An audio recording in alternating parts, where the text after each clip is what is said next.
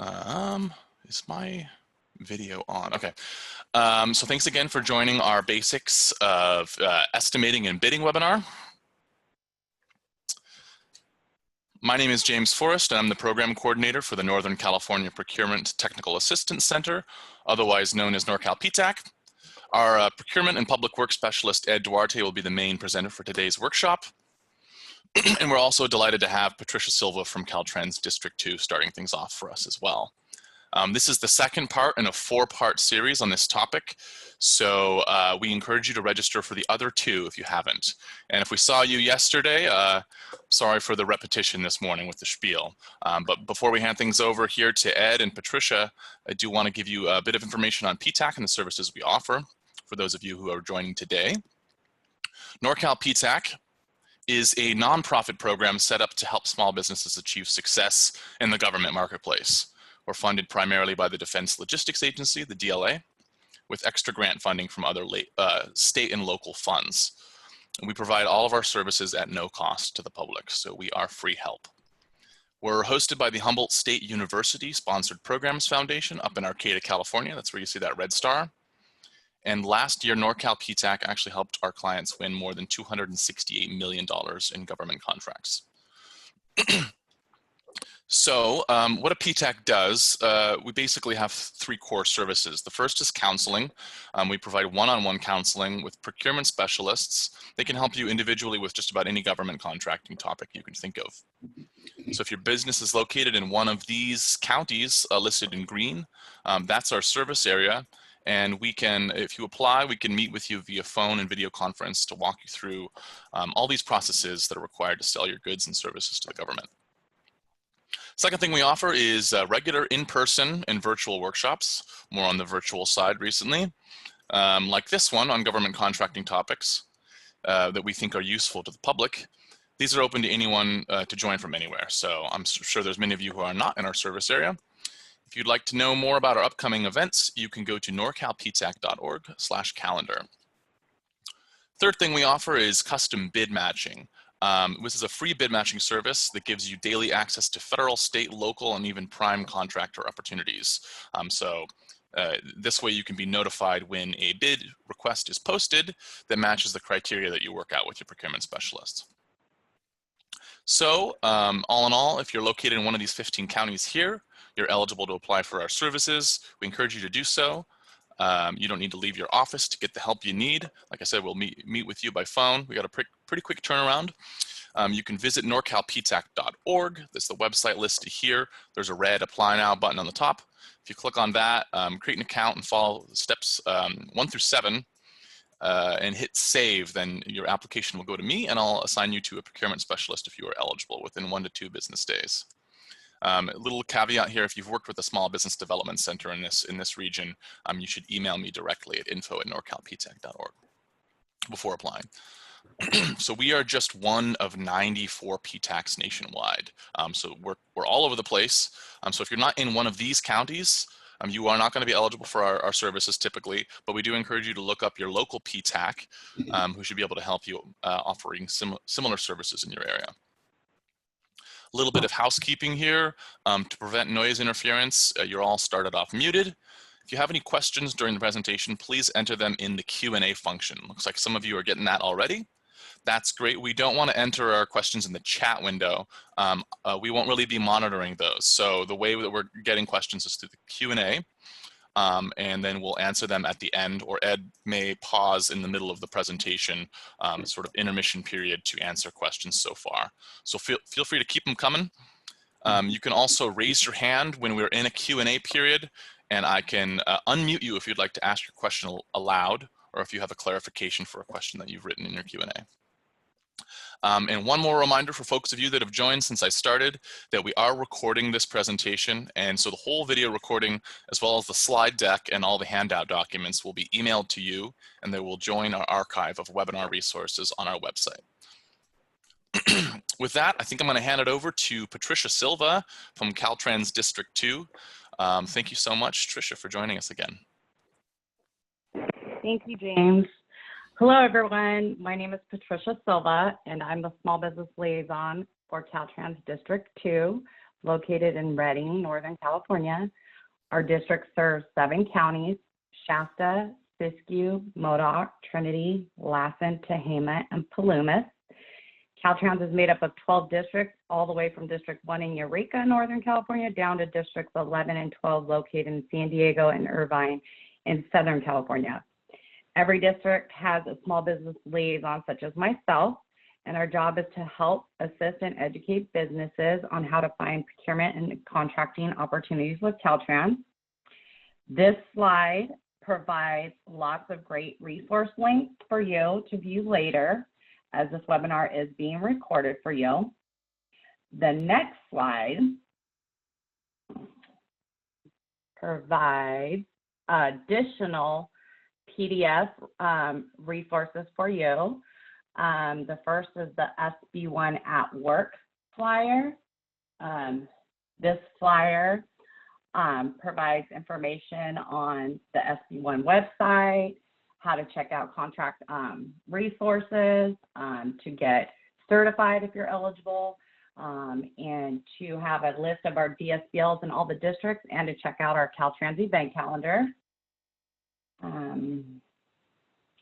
The next PDF, electronic bidding guide, gives you all the information on electronic bidding that you would need to know. So that all that information is there for you. Everything that you want to know about electronic bidding is there for you. And the next PDF, Doing Business with Caltrans, Selling Goods and Services, is a great brochure. It gives you all the information about our procurement opportunities, some of the contracts that we procure, all of our districts, locations and contact information, a lot of information for the primes, about bid openings. So this is a really great brochure for you guys as an additional resource.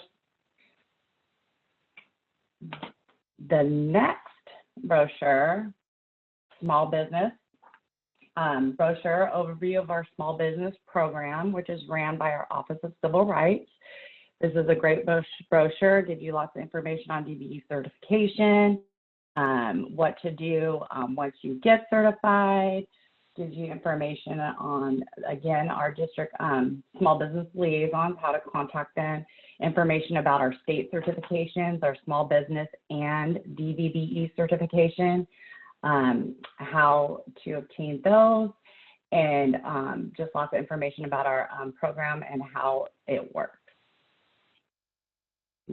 Source information there for you on our program. And then we have an additional PDF with more resource links for you to have, lots of great resource links for you to view here later. And then our last PDF is our DBE district. So if you need additional assistance, this shows you the map of all of our districts and all of the counties that we serve, again, with our information, and also our supportive services at the bottom, where you can get information on what other supportive services we offer, and the contact to our Office of Civil Rights, and especially if you're wanting to know more about DBE certification. So with that, we also have a contact information. So you can find the Small Business Liaison list, our district contact list there for each district. There's also the Caltrans Small Business Advocate email, that's the Office of Civil Rights. And then there's my email, which you can email me as well. And then there is our Caltrans event calendar that you would like, you probably want to check out to find information on more events such as this throughout all of our 12 districts. So thank you and enjoy your presentation, and back to you, James. Thank you so much, Tricia. All right, and with no further ado, we're going to hand things over to Norcal PTAC Procurement Specialist and Public Works Specialist, Ed Duarte. Thanks, Good Ed. morning, everybody. Thank you, James. As we talked yesterday, well, first of all, welcome to everybody to the second of our four parts that we're going to be doing: yesterday, today, and next Wednesday and next Thursday. If you've been in the DBE certification program for any time, I think by now you should be aware the process is literally two steps. Number one is, of course, and speaking to construction contractors, getting licensed, establishing your business, getting certified as a DBE, and looking for work, finding that contact either to bid as a prime, which is, there's not that many DBEs that do bid as primes, but as subcontractors. And then the last part is finding the project and preparing an estimate and presenting a competitive bid. That's what I'm going to be talking about today. Is we move from yesterday showing you how the process works, the logistics involved, the policies and the protocols, and the industry practices that the contractors practice. And today we're going to take that apart and take a look at it more closely as to how we actually put our bids together.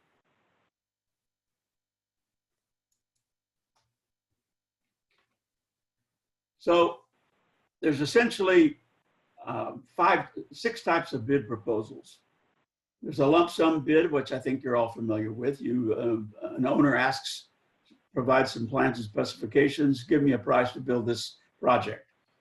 There's a guaranteed maximum price. That's kind of like a time and material, or that's usually with negotiated contracts. Not that many in public works.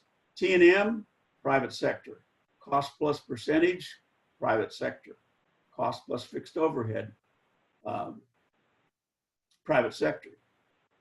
The one we're talking about is the way Caltrans does their work and the way most public agencies do their, what they call the bid, project delivery method, and that's the unit price format. It's for heavy civil. It developed 85 or 90 years ago in the infrastructure type projects, right? Starting with roads.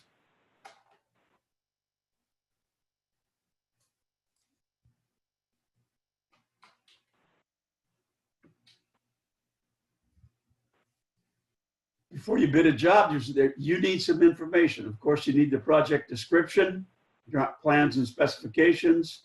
Most plans and specifications now will include schedules and the material lists. You need to know about the bonding and insurance requirements. I talked a little bit about that yesterday.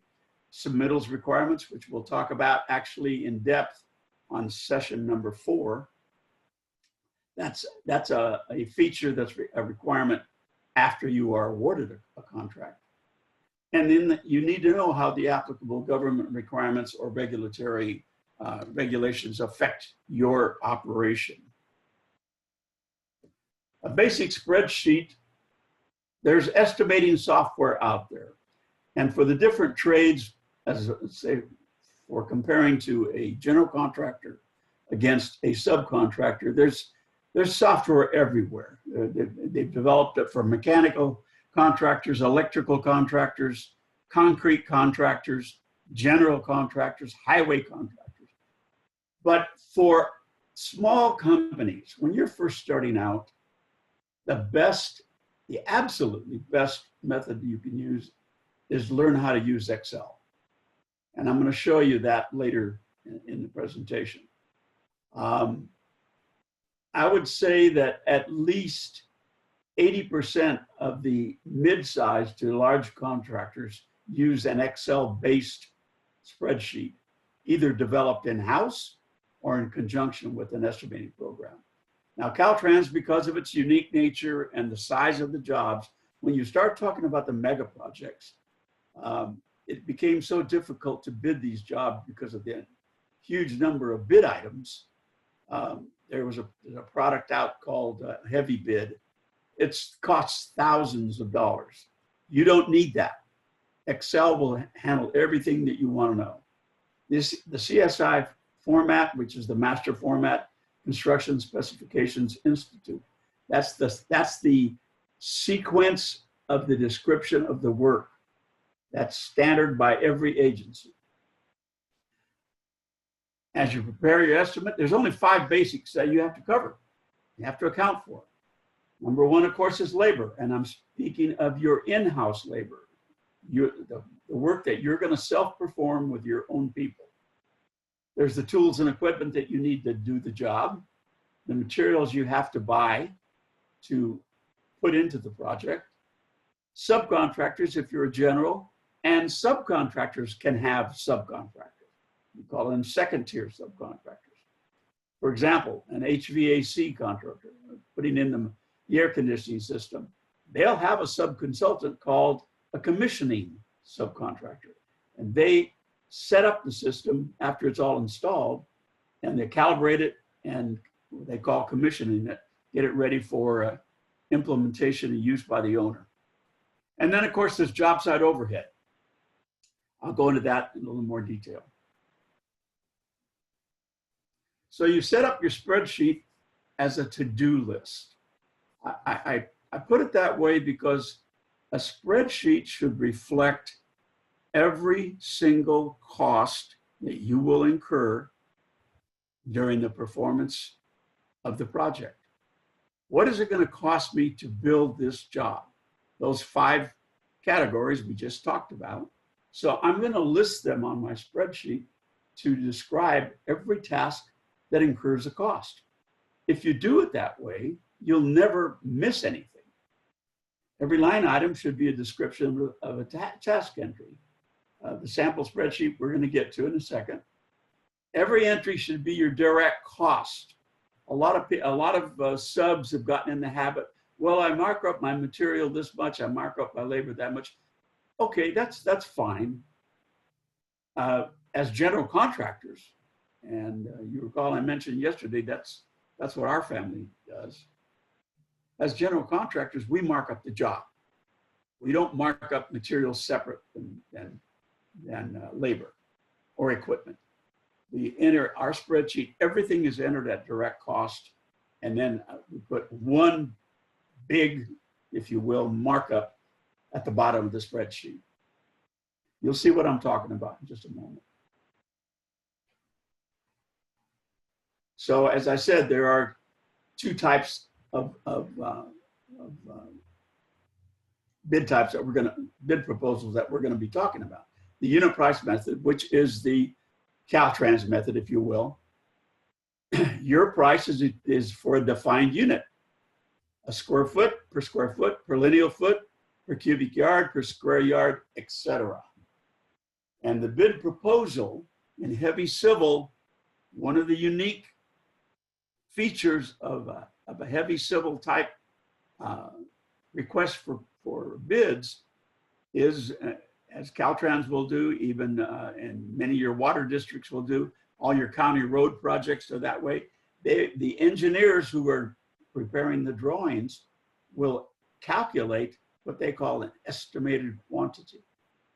And you're going to be filling in your unit price, and then you're going to multiply it times their estimated quantity, and you have an extension out to the right, which is your dollar total. And again, we'll go over that in a moment. As far as a lump sum, it's a little simpler. The spreadsheet, you just enter everything in, tally up the whole thing, and at the bottom, put your markup on, and there's your bid.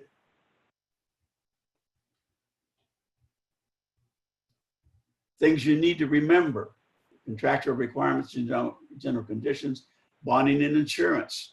Bonding and insurance, as general contractors, our method is to include the insurance requirement as a function of labor, because liability insurance is bought on a basis of worker hours. In other words, your payroll costs. For the liability insurance, it's a function of your volume. So that's something that we put in, that would be in the overhead. But for the bonding is a cost of the bid. So we have a line item for bonding. And remember, as I said yesterday, every general contractor, every prime that turns in a bid to a California utility public works agency has to bond the job if it's over $25,000. We're going to talk about the pre-bid conference. We're going to talk about union, non-union issues. And we talked yesterday about general outreach to subs and subcontractor outreach to generals. I'm going to repeat what I said yesterday. It's really important that you get familiar with how the process works and make use of those websites, those links that Tricia just showed you on how to find projects that are in the pipeline getting ready to go out to bid. If you wait around for a general contractor to contact you, it's going to be a long time before you get a job. You need to search them out just as much as they need to search you out. So just remember that. Scope letter, I talked about that yesterday. We'll talk about that some more. Let me stop there for a moment. And I see we're already having some questions, so I will click on the Q&A and see what we have. Try to keep your questions short, okay? Rita Radocchia, many years ago, I was in a non-union company that did public works. We joined ABC, et cetera, et cetera. Absolutely. ABC is alive, well and strong, and that's if you're an open shop contractor and you're not a member of ABC and you want to do public works, you're bidding with one hand tied behind your back. I think it's enough to be said. How do you search out to prime contractors? How do you pitch? You don't pitch to primes, folks. I keep telling you that. You don't pitch to me.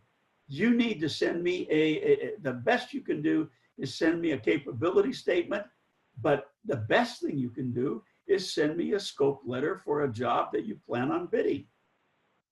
When you know I'm bidding on a road project or a water treatment or whatever, you see my name on the bidders list as a plan holder, contact me, and then you'll be on my DVE list. I'll send you the request for subbids. It will tell you everything you need to know. And then the most important step is to follow up and prepare a scope letter for any work that applies, not just applies to what needs to be done, but what it is that you do. Okay? I've said that a million times, and that's where everybody seems to be missing the boat, that marketing in public works is a completely different process than marketing in the private sector. Okay? I don't care who you are, what color you are, what gender you are. All I want to know is, are you licensed, insured, bondable, and can you do concrete or electric or fencing or roofing? That's what I need to know, because I'm not going to use you because you're just a DBE. I'm going to use you if A, the project that I'm bidding has your type of work, and B, if your bid on that, let's just say electrical, if you're the low bidder, because I don't get a job if I'm not low. I said that yesterday, I'll say it today, I'll say it next week. It is not personal, folks, it's only business. It's all about the money.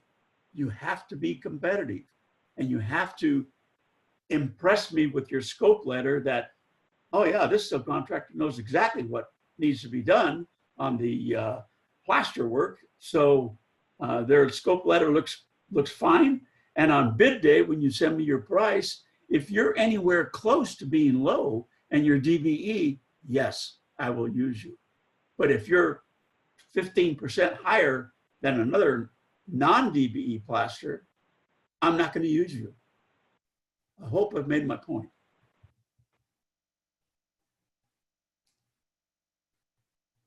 So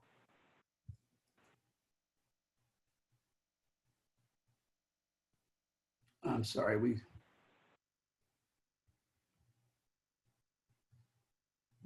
click on this. Again, you saw this yesterday. This is going to be filled out by the prime contractor.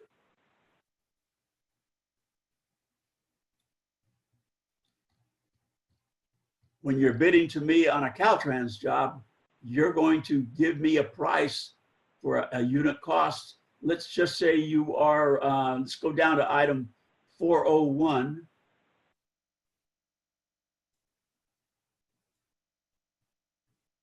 Concrete curb and gutter. And you're a concrete subcontractor, and I'm willing to sub out the concrete, the curb and gutter. I want to know what your price is. You're going to give me a price, let's say it's $30 a linear foot. I'm going to enter $30 a linear foot in my spreadsheet and then put my markup on it. And that's going to determine my price. And I'm filling these out, not you. I'm filling out these unit costs. And those unit costs are a reflection of your price plus my markup times the quantity equals the extension. That's how it works, folks. It's really not that complicated. And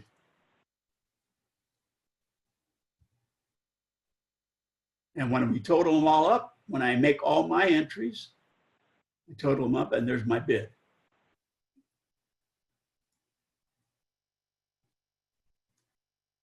Items, slides 2 and 2A, we showed those yesterday, so don't need to go over it again. Before we get to the labor costs and the spreadsheet itself, I have some handouts I want to show you to impress upon you the things that you need to account for in your when you're preparing your bid. I call it pitfalls before bidding.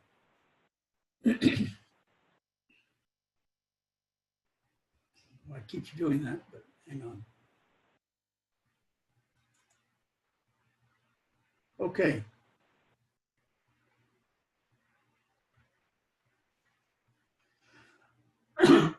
Pardon me. Typical deficiencies and pitfalls that have cost impact. Here are the things that we as contractors need to be aware of, as these issues will definitely impact how we price out the job. Okay. If you have a bad set of plans, no offense to the A&E sector, but if you talk to any public works contractor, I can guarantee you that 90% of them will say the quality of plans and specs that we see out on the street that are ready for bid are not ready for bid. That's been a 75-year problem. There's a lot of reasons for that, but that's not your concern. What you need to do is be able to recognize it. Give you a good example, just take a look at the problems they're having with the high-speed rail. So if there are a lot of addendums, that's red flag number 1. When you see a job on the street and they have 4, 5, 6, 7 addendums, I'll guarantee you that job is really not really ready for bid, but it's out to bid. The owner, for many reasons, has to put it on the street, and they have to get some pricing because they have to implement it into their capital improvement project, their budget. So be aware. Just be aware that examine the plans with a fine-tooth comb. If details are inconsistent or contradictory, we'll have, again, what's shown on the drawings and what's issued, what's referred to in the specifications may or may not be. What is it? What am I talking about here? I'm talking about the fact that architects and engineers are human beings just like the rest of us. There is no such thing as a perfect set of plans. The trouble is, in public works, once we sign the contract, we're responsible for everything on those drawings. So the more you know about them and the more better prepared you are, the better off you're going to be. if there's overly punitive language in the contract under general conditions, I'm not going to go into that too much detail, but suffice it to say that there are. I'll go right ahead and say it. Every contractor, every bidding prime has a blacklist. And that blacklist consists of agencies that we know aren't the best to deal with, i.e., quote unquote, I can do work all day, all year long for that agency. I could never make a dime. All right. So if they have that type of language that overly penalizes the contractor, we don't bid it. You want it to be just as discriminatory yourself.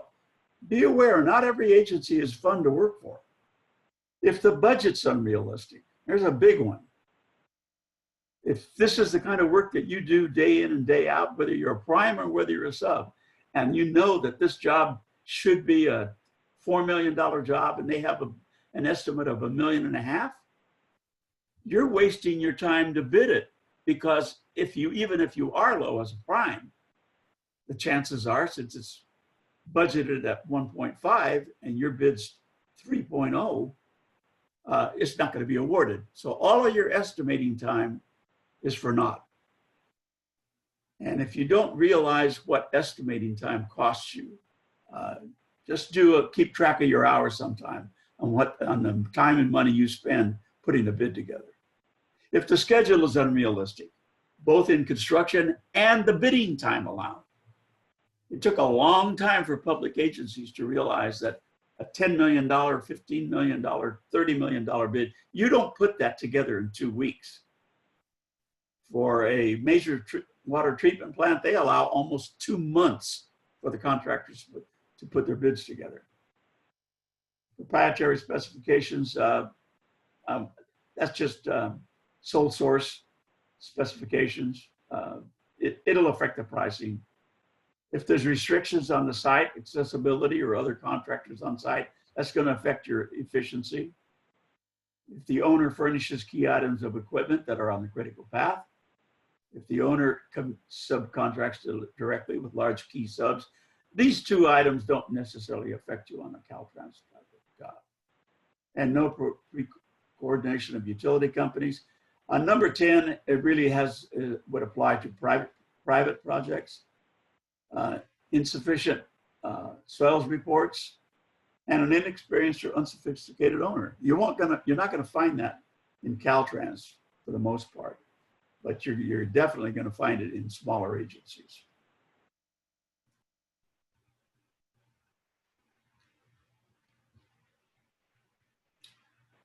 Let's see, I'm trying to get to the, I'm having a lot of screen motion, James.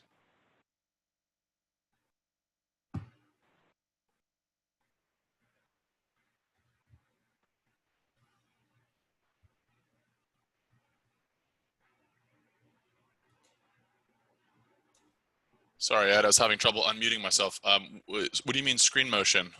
My screen is just jumping back and forth sideways. Oh, I have no idea what's going on there. Do you need help getting back to the PowerPoint?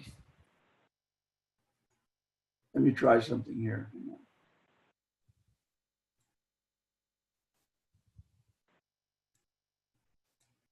What you trying to do? I'm trying to get rid of this one document. I'm trying to. Yeah, you can just, there's a little X up here. Here, let me take the mouse for a second. Yeah, you can click on that. Yeah, I know, but my video is blocking the X. Oh. Yeah, you can actually move your own video out of the way.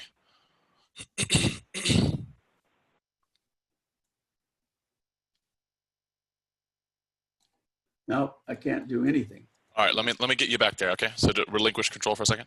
All right. Yep. All right, so now you're here, you're back, and then you can move your own video out of the way if it's blocking the X. But can you see the questions so far handout page? Yeah, I'm looking at the handout page. Right.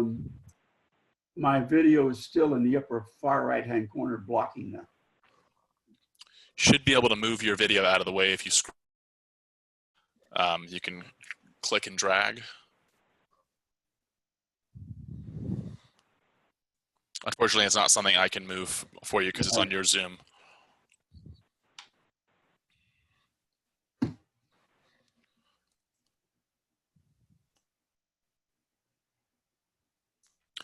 you want me to click on one of these documents here, Ed? There we go. Now it's okay. Okay. All right. Sorry about that, folks. Bear with me here.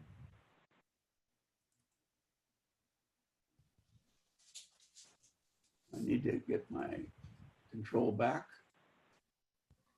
Okay. Just reoffered control. There we go.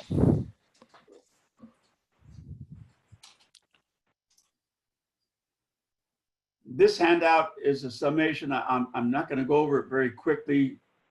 You will be getting copies of this, but it's a nice recap list of all the things that will be provided under the general conditions. And all of these will be applicable to the prime bids contract. And as I said yesterday, anything that's in the general conditions for the contract for the prime flows down automatically to all subcontractors as applicable. As a sub, you're not going to be turning in a bond, but as a sub, you are subject to a project labor agreement if there happens to be one in the contract. As a sub, you are just as liable for contract completion time and liquidated damages if your portion of the work is shown to hold up the job and cause a late completion. So it isn't a lot of subs that I counsel. They have a lot of concern. They say, "Well, I don't want to be responsible for any liquidated damages if the job finishes late." Well, you're not going to be if you're not the one that caused a delay. Okay, it's just applicable as to how you impact the job.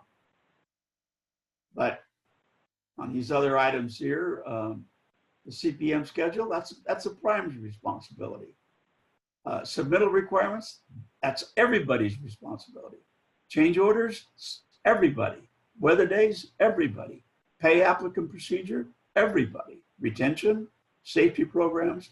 I think if you just think about it, think through about it, don't overly panic as subcontractors that this looks a little intimidating, but where it does apply to you, I guarantee you, it will be applied to you.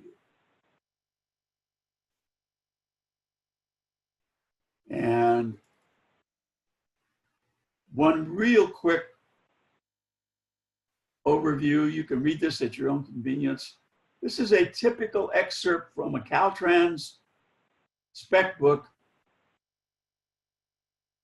defining insurance coverage.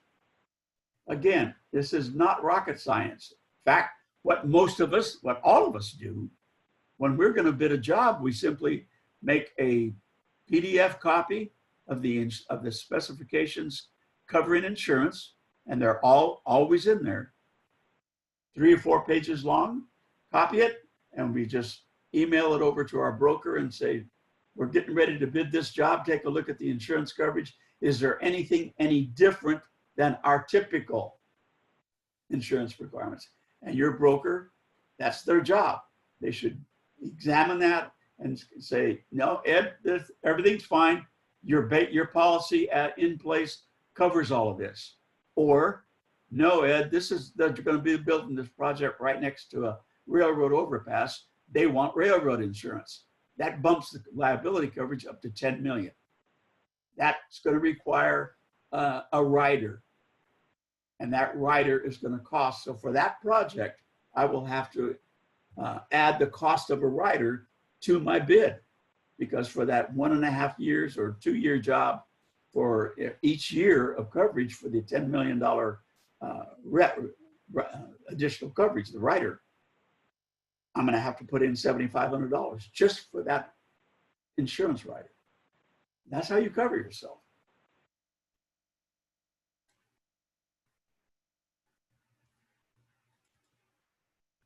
This handout, please read it at your own convenience.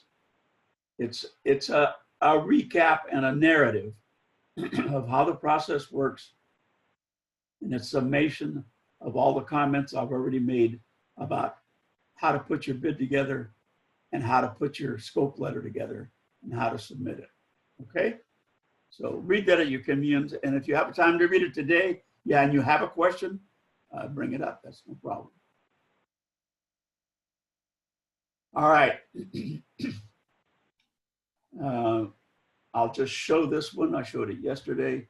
That's the information that you put on your letterhead. Okay, you don't use an Excel spreadsheet for a scope letter. You use your letterhead, but this is the information that needs to be on that scope letter. So, handout number 7 is probably the most important thing I can possibly teach you. And that's, a lot of people say, well, I already know what my people cost me. Do you really? Because here's an example, and I wish I could take credit for this spreadsheet, but I did not develop this. It came from a cost engineering magazine, and when I looked at it, and I looked at the simplicity of it, and how perfect it aligns up with the construction industry, I said, I'm going to use it. By the way, you could use this spreadsheet for any kind of business, a beauty shop, dry cleaners, restaurant, anything. Pardon me. This describes and identifies all of the costs that are direct costs to an employer.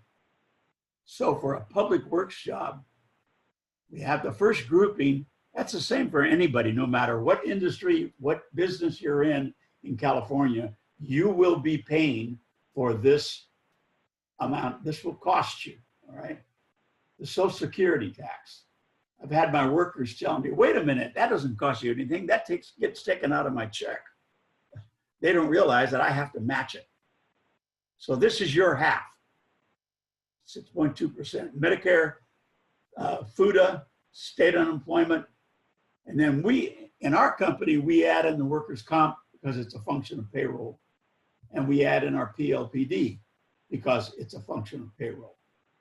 So right there, $1.55 down to $1.88. This is, we're talking about it's a sample. It's a $25 an hour person that they're getting on their paycheck. And it happens to be for a public works job. So it's a labor, we're going to call them a labor. And the benefits, the ones in tan, they're all spelled out in the DIR website where you go to look up prevailing wages. You don't have to think on anything here. It's all spelled out. So for health and welfare, it's not a function of percentages like in the payroll taxes. It's a dollar amount. For $5, $5.14, $4, $1.51, $2.28.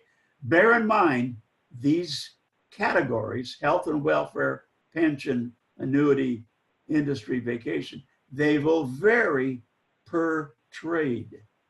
Again, it will completely be spelled out in the DIR prevailing wage website. So what does that point out? Well, it points out that this $25 an hour person, when I add in the payroll taxes, the workers' comp, and the benefits, it's another 20 bucks. So that person is costing me $45.51 an hour. Now, I want to let that sink in. Your people cost you, and those of you who have been in business a while, you already know this. This is just a nice way to tabulate it. But this $25 an hour person is costing me $45 an hour. That number, the $45.51, that's the number I put in my labor estimate for the number of hours that I anticipate this particular worker would be expending on the project I have in question. All right. So over here on the right, the wage rate is the hourly rate set by DIR because it's all prevailing. The percentages in green, they're fixed by the IRS and by the state. And note 3, the insurance rates, you just talk to your broker. And number 4, the benefits, again, are labeled in by the DIR. So there is no thinking to this. There is no guesswork. You can calculate to the penny what your people cost you. And you have to do this if you're going to bid public works. Okay? So very quickly, I'll just show you a couple. Please note the date. This determination was done in September of 18. It's just a sample. At that time, construction laborers were getting $30.54 an hour. The payroll taxes were this. The health and welfare is this. And look what that laborer cost me 2 years ago. $62.43 an hour. That's the cost that I will put out for every hour that laborer is on the job. There are no tools on this. There is no overhead. There is no profit. There is no truck. There is nothing. This is the laborer's cost. I hope I'm making my point. And it gets worse. Not worse, it gets more expensive based on the trade skill. Carpenter, again, September of 18. This came right out of the DIR website. $83 an hour.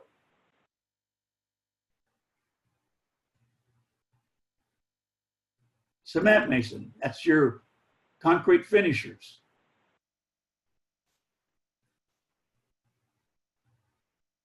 $70 an hour.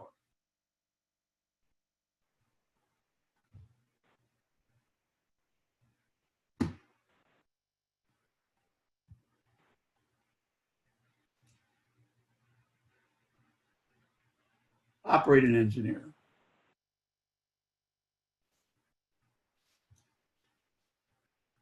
$85 an hour, $84.58.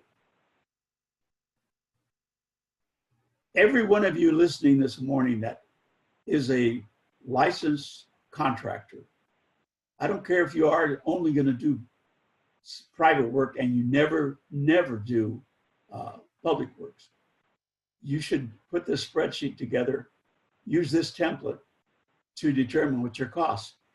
And you're saying, well, Ed, I don't have medical insurance for my people. I don't give them vacation. I don't do any of that. Okay, that's fine. If you have no benefits for your people, number one, it's a reality of life in order to survive in California, but you're probably going to lose your people to other employers who do offer some kind of benefit. But since you're here with me this morning talking about public works, you absolutely need to make sure that these benefits are all provided for. And I'm going to tell you something here in a moment that really affects an open shop contractor. We'll use this one as an example. So for the purposes of payroll, this operating engineer is getting $42.50 an hour. Let's just say I own a backhoe service and I'm going to go do work for Tykert Construction or Granite Construction on a Caltrans job, and I'm open shop, and they let me operate as a non-union entity. They don't make me become signatory. That's probably not going to happen, but I'm using a hypothetical example.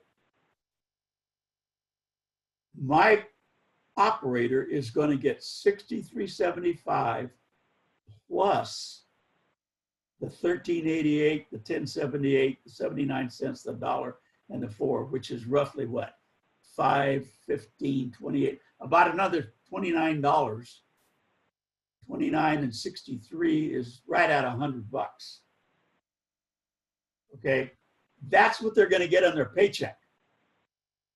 Because as a non-union shop, as a non-union employer, on a public works job where I'm forced to pay prevailing wage, and I don't have a medical plan, a pension plan, a training plan, a vacation plan, they get the whole amount of their paycheck. You don't get to pay them just the $42.50. I'm sorry, I was using the $63.5. That was a mistake. The $42.50 plus the 29, which is around 70, around 70 some odd dollars. So it's $70 an hour. In summation, what I'm talking about is this amount here and these amounts here. They're added together because that's what that person is going to get paid. So if you have a question about that, feel free to ask it.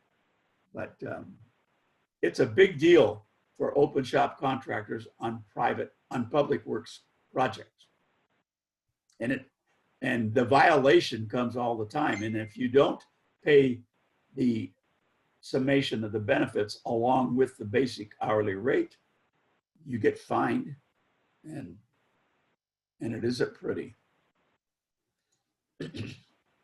All right. Let's talk about the spreadsheet itself.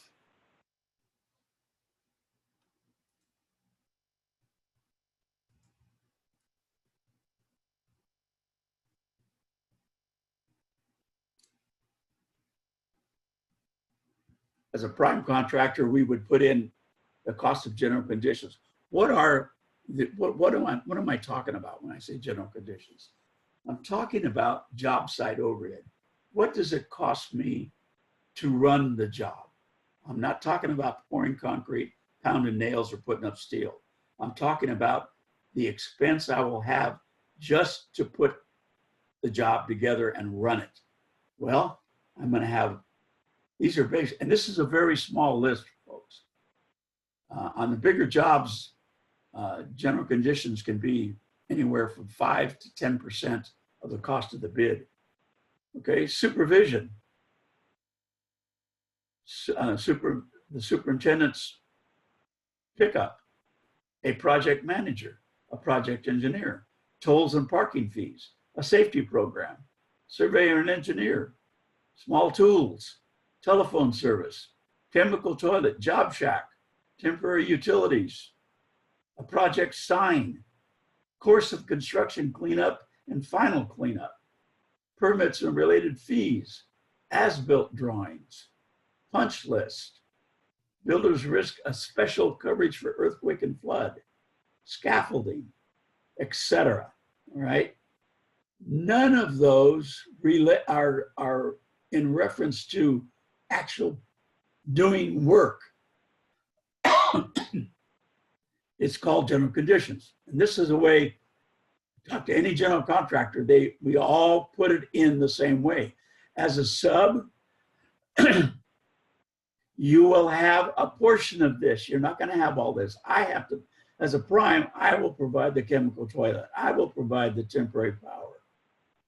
I will pay for a surveyor and engineer. I'll do from my portion of the safety program, but your people having to listen in every Monday to the toolbox meetings that are every Monday morning before the crews go to work. And if they're a half hour long and you have 6 people out there, that's 3 hours of labor hours that you just expended with no return. So that better be in your bid.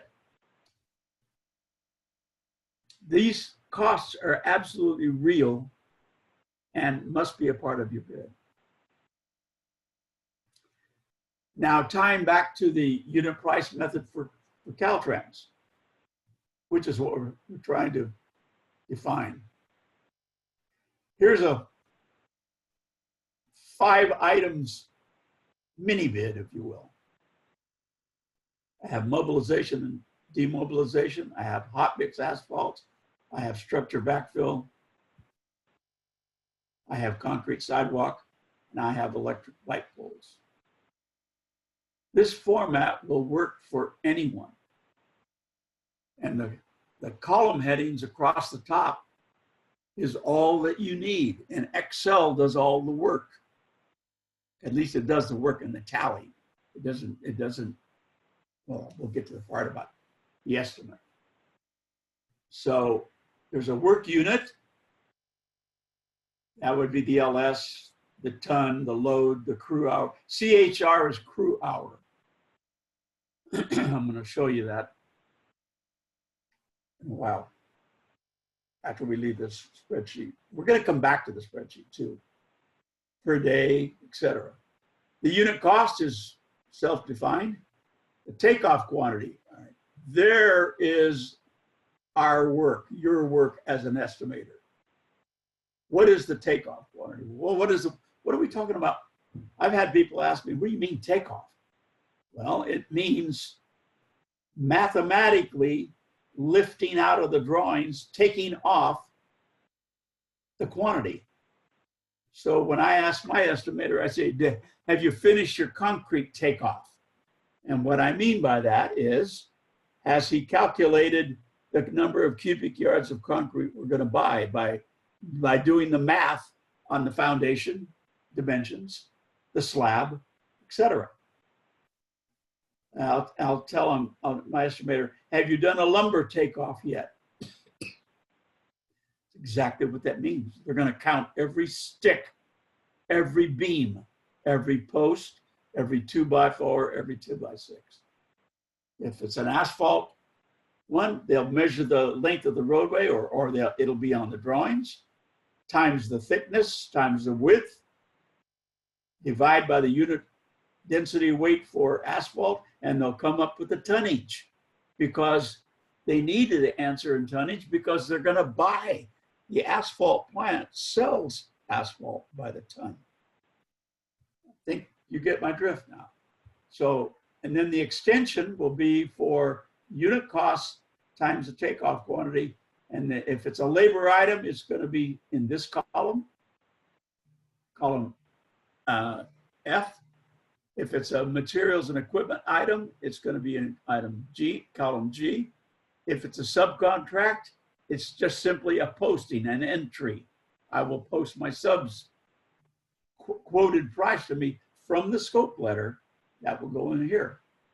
And then item I, column I, Excel does the roll up. And then out under performs work, I'll enter notes. So let's take one apart and take a look at the concrete sidewalk. Item 4. And I try to keep these simple for the purpose of a workshop like this, because in a classroom, we go into a lot more detail. I have the Excel spreadsheet up on the screen, and I can actually show you examples. But I remember I told you the spreadsheet has to be a list of to-do items. All right, if I'm a concrete subcontractor and I'm going to be bidding to the prime, and I want to give them a price for the sidewalk, and only the sidewalk, what do I have to do to do the work? I'm going to have to cut excavation and fine grade it, so many square feet, and I'll get the square footage from the estimated quantity that the engineer is showing on the drawings. So we have 4,000. I have to set forms, and I parentheses to myself, 3-person crew. Purchase drain rock, install drain rock, 3 laborers. Purchase rebar, install rebar. Purchase concrete, place and finish concrete, strip and cure. All right, there's my list, my to-do list of tasks that I, as a concrete sub, am going to do the job. So then I make sure my units are good. Square footage, the crew, 3-person crew is crew hour, the ton, the crew hour pound, cubic yard, etc. All right. Where do I get these numbers? Well, part of it's going to come from experience. And if you've never done this before, you want to be very careful, because I would hope that you're not bidding on a project and you've never done that type of work before. But believe it or not, we've actually received bids from people who've never done it, and they're taking all their numbers out of a book. Very dangerous. So at 50 cents a square foot, 4,000 square feet is $2,000 worth of labor. So it goes here and it goes out in the far right. It's extended. Excel is doing that automatically. You're making an entry on unit cost, and you should already have put in, when you were building the spreadsheet, you already should have put in the 4,000 square feet, because that was on the bid form. Set forms, okay? We're talking 3-person crew. So where do I get this 185? That number would be 3 times the hourly rate for 2 finishers and a carpenter. Excuse me. And I estimate that it takes 2 days, 16 hours. So with that, multiply that out, it's $29.60, that's labor. Purchase a drain rock, they sell it by the ton. I calculate the tonnage, which I can do so given the drawing, the cross-section of the drawing. It's simple math. I have a unit price. This will be my quote. The $20 is my quote from the batch plant who sells drain rock. I figured that there's going to be 35 tons, so $700. Same thing for installing the drain rock, 3 laborers at $165, but at 1 day to install the drain rock. Purchase the rebar. I get a quote from the rebar fabricator that they tell me, we'll sell it to you for 50 cents a pound. So it's $1 a pound nowadays, by the way. 2,000 pounds. They'll probably have a quantity for you. They'll probably know. Install it. 3 rod buster, 3 iron workers at a total up for the to install it. I'm sorry, 2 iron workers, and that 1 day to install it. Purchase the concrete, same process, strip and cure. All right. So what does this do for me? What this did was it gave me all my item totals in column I. And over here under performs work in the far right column, it does a roll up. $22,000. $22,608. Okay. I just walked you through a typical bid for a particular task. In this case, the concrete sidewalk. So what do we do with this $22,608? Well, since I'm the prime, you're sending me this price, and I have to give it to you 2 ways here. I'm gonna try to explain this item 4, how a subcontractor would put it together, and then I'm going to show you how item 4 I would utilize it as a prime. So it's same thing with the electric light poles. Same thing with the backfill, the asphalt. The mob demob would be something that's mine. So how do we make use of it though? Well, we go to the next.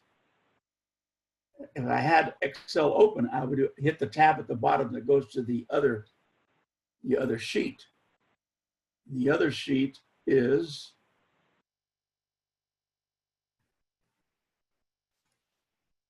the roll-up.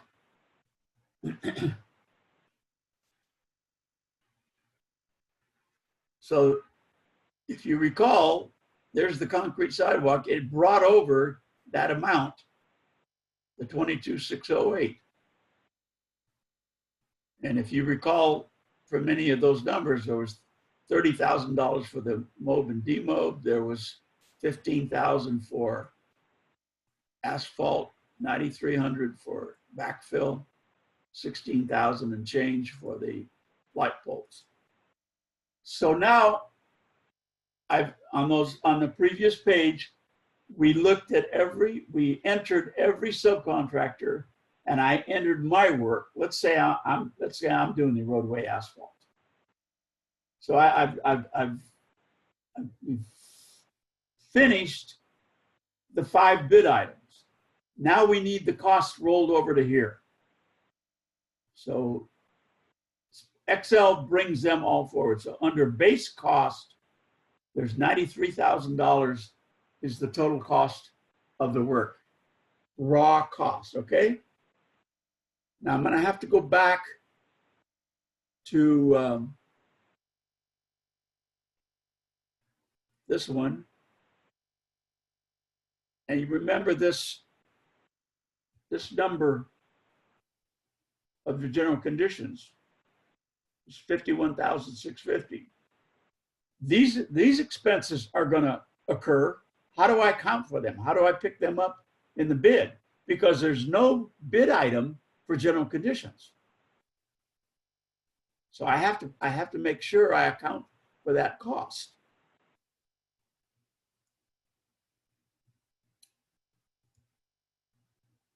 Well, I put it up over here in the next column over, 51,650. There it is, general cost. Now, utilizing my Excel spreadsheet, I arbitrarily put in, I have to distribute the general conditions cost among my 5 bid items. Does everybody understand what I'm doing? I have to account for this cost because it's a real cost. I'm speaking as a prime right now. So I arbitrarily, for mob and demob, there's not a whole lot of general conditions, so I'm only going to put 4%. And then I'm going to do the remaining 96% equally among the remaining 4 items, 24% each, and they will be 100% down at the bottom in yellow. So now I know that those percentages, they're multiplied times this 30,000 to 15,000 times the base cost. And that number is $2,000, $12,000, $12,000, $12,000, $12,000. Okay, so that number is these percentages times this 5160. And then we do an interim roll up.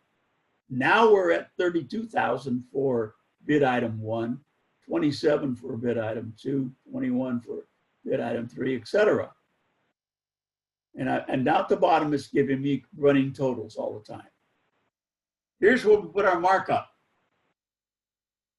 Well, what do you want to put on what kind of a fee do you put on? Well, what do you think you can get? What do you think the market is? Fee and markup is a function of both your direct costs to stay in business and what you think the traffic will bear. So I never tell any client, here's what you should mark it up.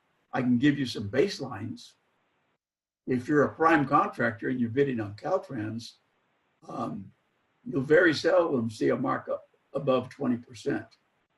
That's profit and overhead. And I know a lot of laypersons are going to say, raise their eyebrows and say, but these guys are making millions. Sure they are, but they do $200 and $300 million a year in overhead, in volume. Subcontractors, the good news for you folks is that you can mark up your stuff a lot more than I can as a prime.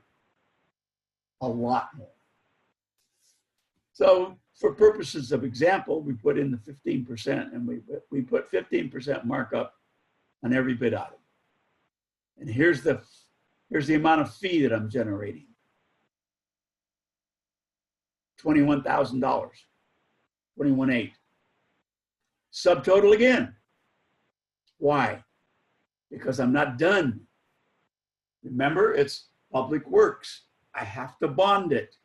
So the bond for a public works project is applied to the contract as a whole.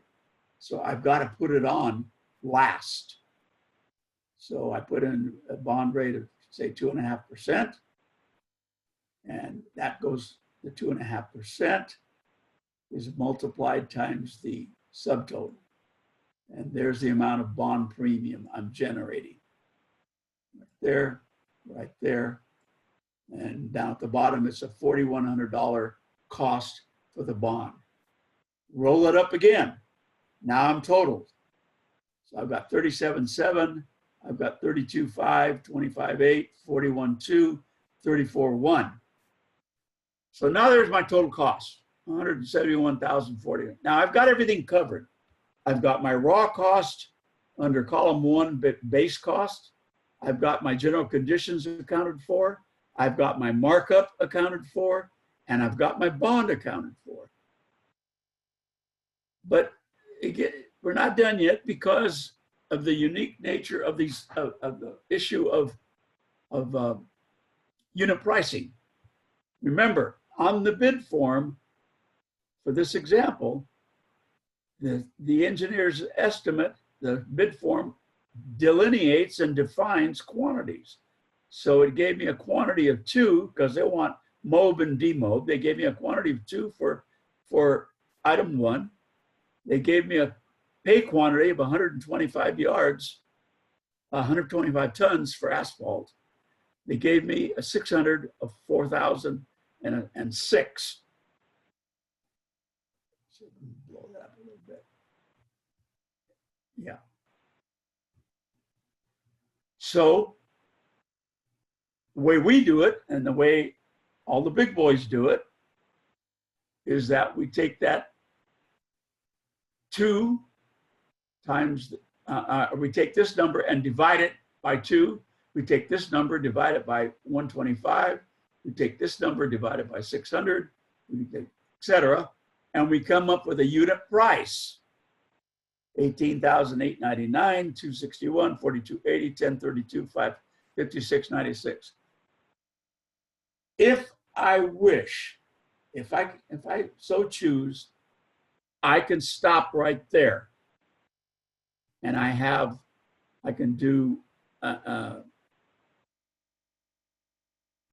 can enter those amounts and then multiply them out. The thing is, we like to work at a little more even numbers. So the final 2 columns are what I call as bid and as bid extension. So I arbitrarily, the numbers here under unit price, these will be modified arbitrarily by the estimator as the last step in the process. So the 18,899, I round it down to 18,750. The 261, I made 260. The 4280, I made 4250. The 1032, I made 10.25. The 56.96, I made an even 5,700. How did I pick those numbers? Off the top of my head.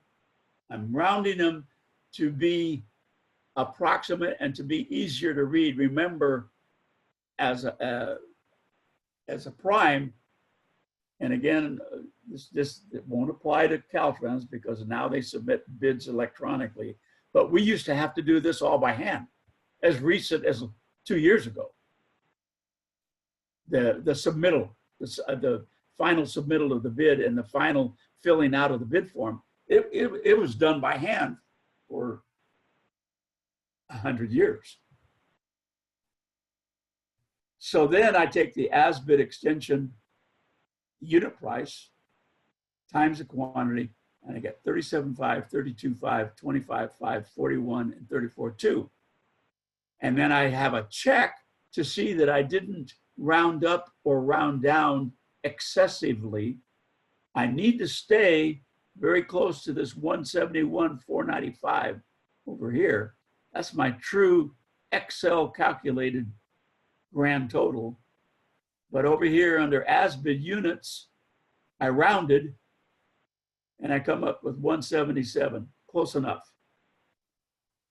So the as bid extension column, 1, 2, 3, 4, 5 items, those 2 columns, the as bid unit and the as bid, that's what I fill in, or my bid runner fills in on the bid form. That's a unit price bid, folks. It may sound a little complicated on things, but those of you who have engineering background or know basic mathematics, it really is not difficult, and all of the multiplication, division is all done by Excel. So once you have the template, it's very easy to follow. I'll go back to the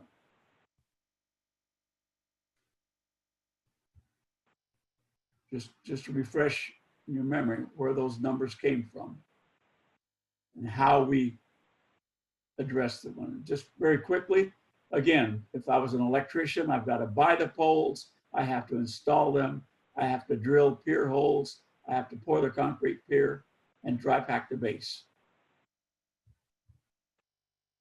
Same process.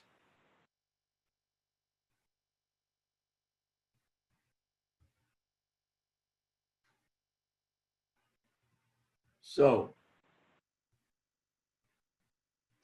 why don't we stop right there for a moment and I'll take questions again.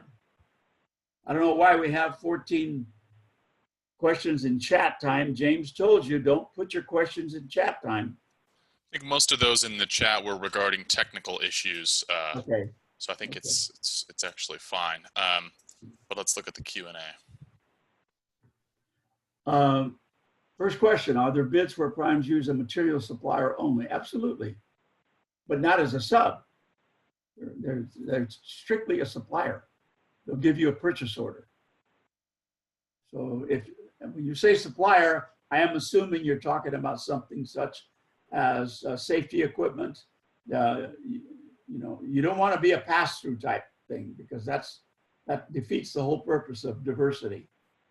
If you're a legitimate material supplier, you have a lumber yard and you're going to supply lumber, then you give the prime contractor a quote, or you give the framing contractor a quote for the lumber. How many days of vacation does that spreadsheet is considering? I don't quite understand your question. That spreadsheet on the hourly rate, that's the cost per hour for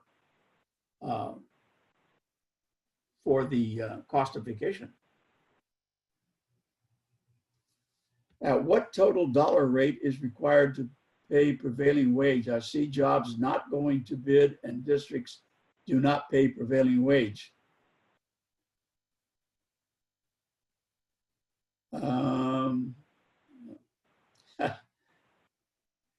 If you're seeing a public works project that does not pay prevailing wage, it's not the district that's paying it, it's the contractor that's not paying it. And if they're not paying it, I guarantee you the wage and hour board is going to be all over them. And if it's a union contractor, they're paying it, whether they like it or not. So I don't quite understand your question. Are there any samples of these bidding documents for specific types of contractors such as janitorial? No. Janitorial is considered a cleanup service, and that's part of the general conditions. You saw where I had under general conditions cleanup. Okay, you would simply you can quote to me as a janitor 2 ways. You can quote by the hour, because I have to bring you in every week during the course of the project, or you can quote me a lump sum to spiffy up and clean up the job once we're finished with construction, and you polish floors, clean windows, wipe down counters, and get the building ready for occupancy, a final clean down. That's the only way that you would be quoting to a prime contractor. And quite frankly, you don't need any bid documents. What you need, you need them from a standpoint, you need to take a look at the drawings and see what's the square footage of the building and how long do you think it'll take you to do a complete cleanup. You can that's something you could talk over with the estimator a couple of in advance of the bid. But being a janitorial service, you know, there's a high probability that you can't read plans and specs. So, and that's fine. Then you need to talk to the estimator and have them give you an approximate description of the building. Are these Excel spreadsheets custom built? These were all custom built, every one of them. I don't mind sharing them. I can share them with you. What is the difference between GC markup and fee? Okay, when you talk about markup, that's just another word for fee. A markup, we have a cost of doing a project that if we collected that cost and the money just went in and went out without anything, then you did the job at cost. You didn't make a dime. Okay, the markup is the fee that you put on top of it. Markup and fee are essentially the same. And are these markups standard to Caltrans? There's no such thing as a standard markup to Caltrans. It varies with every contractor. When I bid to Caltrans, depending on the job, I might mark up the job 15%. I might do it 20. I might do it 25. If I'm starving and out of work, I might mark it up at 10%. That's my privilege. That's my decision. There's no such thing as a standard markup when you're talking about markup and fee above cost. Okay. As a sub, am I generally required to disclose my markup percentage to the prime client? Normally, no. The time that would apply is, this is another sore subject for every contractor, is change order work. Whatever you heard or thought about change orders, forget it. It's not true. Most contractors hate it. Most, not all, but most. It's a function of how bad are the drawings and how many change orders are there going to be. There's contractors out there that are smart enough to look at a bad set of drawings and they know from day one there's going to be a ton of change orders on this thing because these plans are full of holes. But for the rest of us, for normal type work, every public works contract I've ever seen in 55 years of doing the work, the change order markups are defined. So don't think you're going to get rich on change orders because you're not. And the markups are terrible. They barely cover the cost. If our company, if we could do every job without a change order, we'd be a happy camper. Unfortunately, that's not to be. Could you please talk about the dangers of low bidding, eating up my own overhead to keep afloat during challenging times during the pandemic? Yeah, I certainly sympathize with you. We've gone through that ourselves. You know what? No one knows your lowest threshold of pain better than you do. How long can you keep doing work at cost and keep the doors open?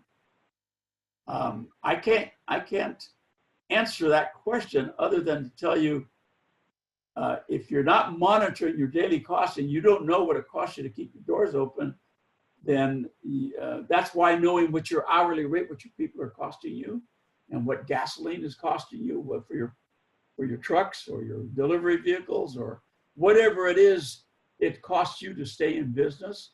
You need to monitor that continuously because at some point in time, without enough volume, without enough revenue, it becomes impossible to keep the doors open. So yeah, it's very dangerous. You need to keep an eye on it. Okay, you get some Excel templates. I'll send you these. We'll send you these templates. That's for your use. What's my opinion on glazing contractors to address breakage during the install process on bids? Well, as a prime contractor that's done thousands of buildings, I've had glazing subcontractors for 45 years. They know better than me how much allowance to put breakage. How do you cover the cost of breakage? It's an allowance, folks. It's an allowance, and it's based on probability of who's going to break the window after I install it. It's kind of hard for me to tell you how to handle that, because as a glazing contractor, you probably know better than I do. It's a function of, what kind of a job is it? What kind of a neighborhood is the job? I mean, we have bid jobs, and not to pick on anyone, but if you bid a job in certain cities in the Bay Area, let me put it that way, you run a risk that there's going to be vandalism and damage.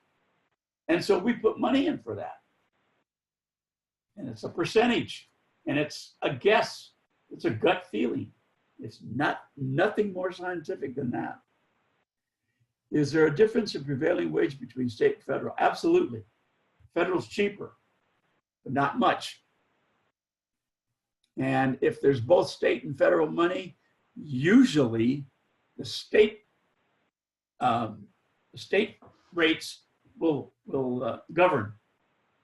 But if you're doing a job that's strictly federally funded, like you're doing a job for the Corps of Engineers, or you're doing a job for the Army or the Navy or the Air Force, you go to the same type of a website for the feds and look up what they call the Davis-Bacon rates, and those Davis-Bacon rates will be spelled out just like the DIR rates are for the state of California. Eduardo, for a smaller contractor and having larger overhead costs, are you obligated to do the change order at the markup stated in the contract? Can this be negotiated to our true overhead costs? If you're talking about construction, no. The change order markups that are spelled out in the contract specs will be absolutely rigidly enforced by the construction manager or owner's rep. And as I said, it's not fun, because the markups are a joke. And that's across the board, folks. I don't care who you're working for. They very seldom, I can't think right now off the top of my head, I can't think of any agency where I can say, doing change order work for such and such agency was just fine. We made plenty of money in the change orders. Didn't happen. They have no understanding what it costs you. Well, we've done work for agencies where they do not allow any supervision costs for the change order work. None. Okay.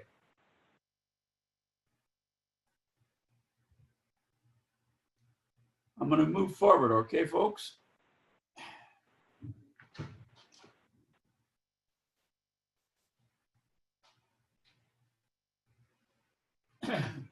Components of unit pricing, the definition of pay quantities, determining your overhead costs, we've talked about that, determining the labor and equipment costs, unit pricing format, distributing the general conditions, quantity takeoffs, bundling of the bake-out of items. So we've talked a little bit about all of those. Now, quantity takeoffs. Talk about the math. In construction, there's only one aspect that is truly an estimate. And the more years you are in business, the more reliable and the more accurate your estimate is. And that's labor. If you're a concrete contractor, you should know how long it takes your people to set up forms in terms of hours. You should know how many You know, if you need a small crane, you should know how much time you should allow for setup and cleanup after a pour. Those things come with experience.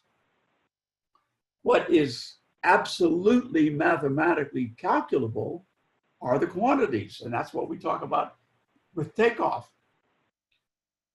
And there's two ways to do it. For old dinosaurs like me, the old-fashioned way, mathematics. You measure, you count, you read, and you calculate. All right? For a slab that's 50 by 50 feet wide and 100 feet long and 6 inches thick, if you remember your 7th grade math, volume equals length times width times height. 50 times 100 times 0.5.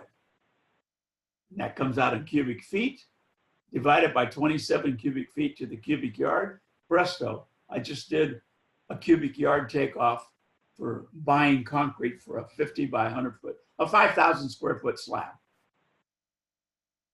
That's a takeoff. If I need to know how many doors are in the building, there's no way to do it except counting them. Go to the drawings and count every door opening. Same thing for windows. If it's a roof, again, length times width. And I'll come up with the square footage and the number of plywood sheets divided by 32, because every plywood sheets come in 4 foot by 8 foot. It's just 32 square feet. So I take my 10,000 square foot roof divided by 32, and I've got the number of sheets I'm going to buy.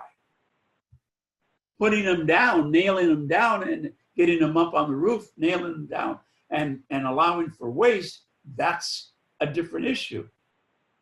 And I'm going to put numbers to that based on my experience.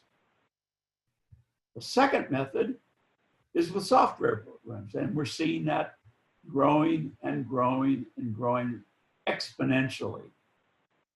And I'm gonna tell you something that some of you are going to agree with me and some of you are not. If you get to the point where you're going to do all of your estimating from software and let it do all the work, and you don't know how to do the very basics, you're playing with fire. Because if you can't do basic math, I would question, why are you learning to read drawings at all? You need to know how to do quantity takeoffs manually. Bluebeam is a PDF program that you take the cursor and you touch the 4 points of the slab, the 4 corners of the slab, and presto, it calculates the square footage and the cubic yardage, because those it's an embedded Excel function. All right, it's not rocket science, but Bluebeam costs money. If you're the big boy, like a Granite or a Tykert or a Bay Cities Grading and Paving, they've invested in heavy bid because they're dealing with a whole different animal. They're dealing with a quantity that's just monstrous. 4 miles of freeway, 10 bridges, hundreds of thousands of, tens of thousands of quantities of concrete, dirt, asphalt, etc. And so heavy bid was developed for them. That's a very expensive program. I doubt that any of us, myself included, would ever have the need to invest in heavy bid. Maybe I'm wrong. Maybe there's someone that's going to grow to be that big, but that's for the big guys. But you can do everything you need to do with an Excel spreadsheet.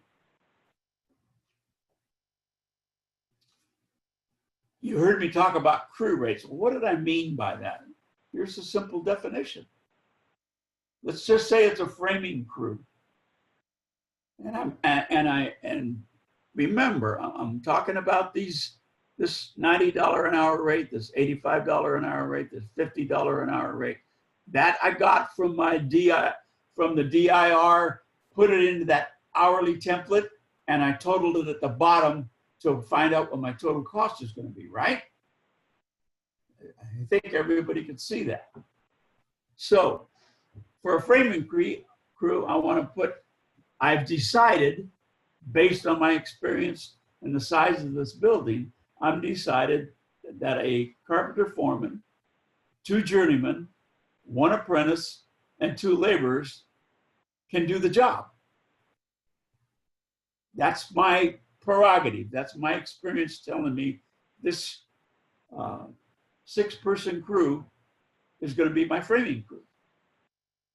And they're going to cost me those rates that I said. Well, 1 at 90, and a foreman's going to get more than a journeyman. So I bumped him by $5.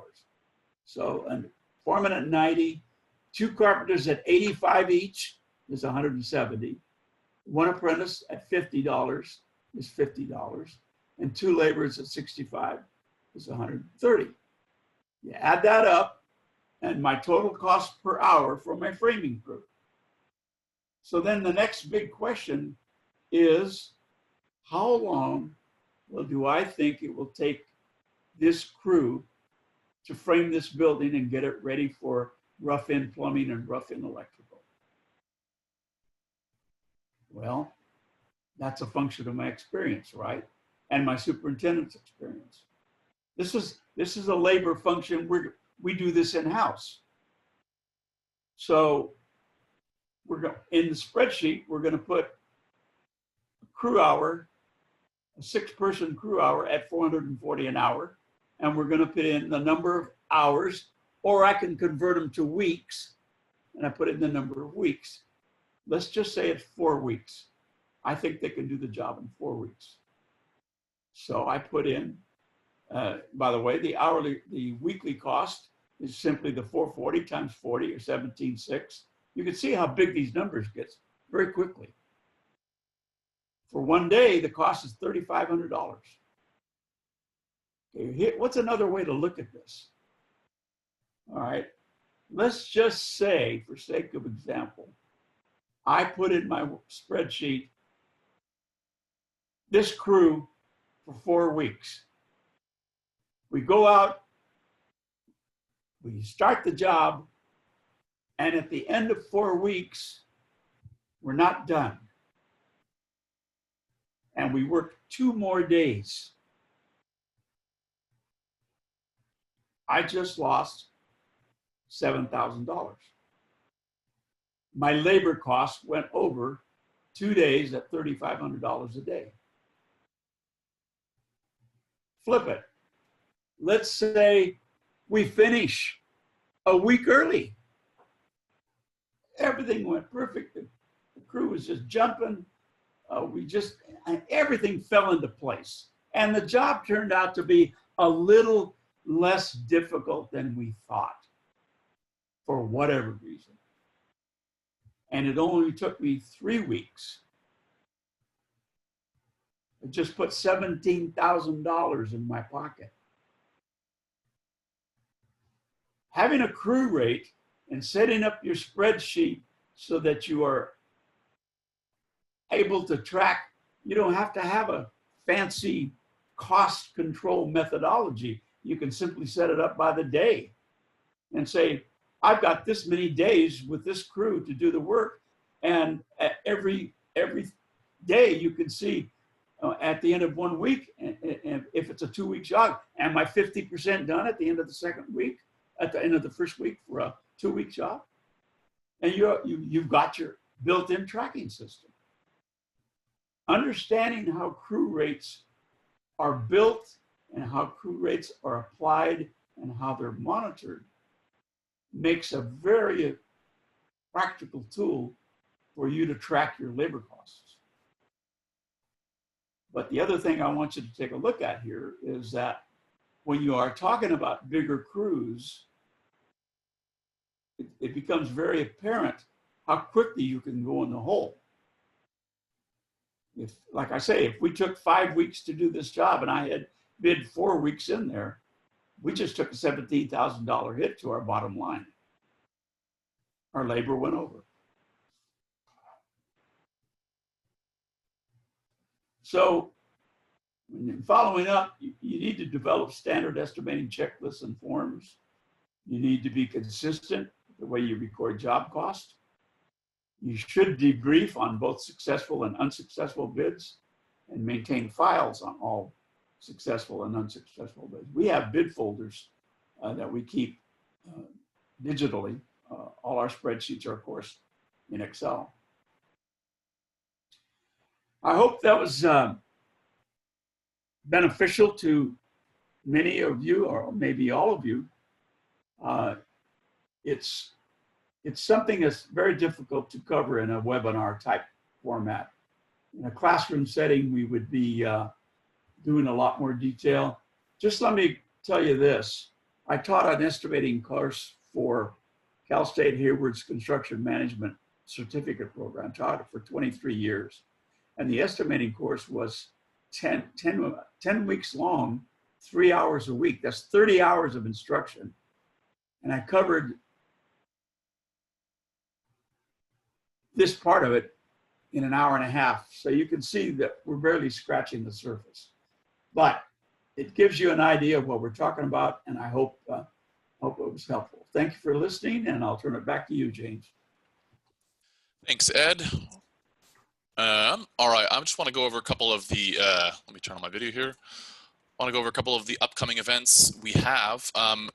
This is, as I mentioned in the beginning, the second part of a 4-part series in Public Works with Ed Duarte here. So the next one we're going to resume next week on Wednesday and Thursday. They both start at 10 a.m. We're going to continue our deep dive into estimating and bidding, and then we're going to talk about, once you actually get it, how to manage your Public Works project. Looking forward into following weeks in August, we're going to have a How to Do Business with the State of California webinar, which is useful in a different way. And then we're going to initiate a government contracting web series. And in this series, we're going to be partnering with the SBA, California DGS, and Caltrans. That starts on August 18th. You can find all of these at our website at norcalptac.org/calendar. And just general advice that if you're looking for one-on-one assistance and you're in our service area, you can apply at our website at norcalptac.org. Click on that red Apply Now button. If you're outside, you can type in Find a PTAC and scroll past all the stuff about air conditioning units. And hopefully you should find a website called APTAC, which will direct you towards your local PTAC. You can apply for them. And just another quick note that I will be sending the slide deck in PDF form, all of the PDFs that Ed talked about. I think Ed also mentioned some Excel spreadsheet templates that I'll look into getting, and as well as a video recording of today's session. Those will all be sent to you, posted to our website. We'll have a link to a Google Drive link that should be publicly accessible. Try to get that done by the end of the day today. So thanks once again, everyone, for joining. We appreciate Patricia Silva also for joining us today and offering her expertise from Caltrans District 2. And of course, thanks to Ed Duarte for offering his expertise as well. And hope to see you next week, everyone. Bye-bye.